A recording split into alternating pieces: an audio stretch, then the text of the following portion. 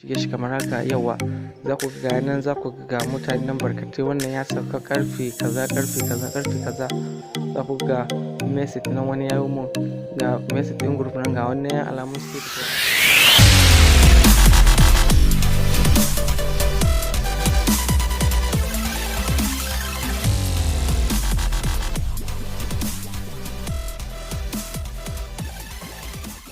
Assalamu alaikum rahmatullah, yan uwa, barkanmu da warhaka, sannu mu sake kasancewa da ku a daidai wannan sabon bidiyon namu. Ni ne naku Zubair Usman. A yau cikin wannan darasin namu na zo muku da wata babbar hanyar da ake bi a yi WhatsApp a free ko ba data a wayarka.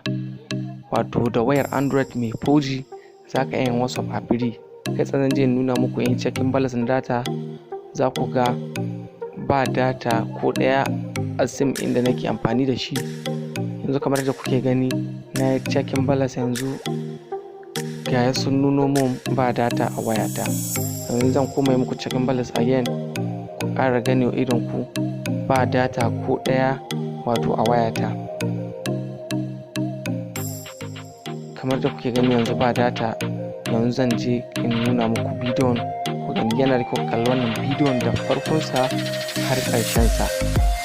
Yawa yanzu sai na je na nemo WhatsApp ina na shiga. Kamar da kuke gani ga WhatsApp ina nan, na danna shi na shiga kamar haka.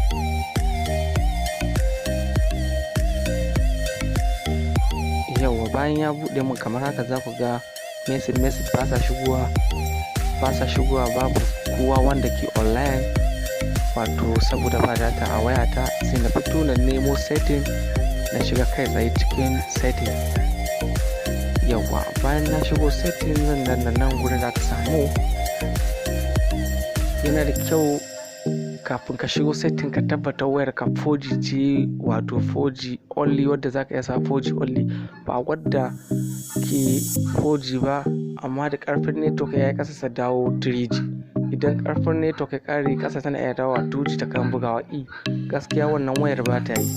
Yawa bayan ka saita abin da nace ka saita, sai ka fito ka kamar haka, ka fito ka kuma nemo WhatsApp ɗin kai tsaye. Sai na je na nemo WhatsApp ɗina. Bayan na nemo WhatsApp ɗina sai na shige shi kamar haka. Yawa za ku ga nan, za ku ga mutane nan barkatai, wannan ya sauka karfe kaza karfe kaza karfe kaza. Za ku ga message nan wani ya yi mun, ga message ɗin group nan, ga wannan ya alamun state of ya aza a yanzu. Za ku ga wannan online. Tabbas wayar 4G za ta iya WhatsApp free.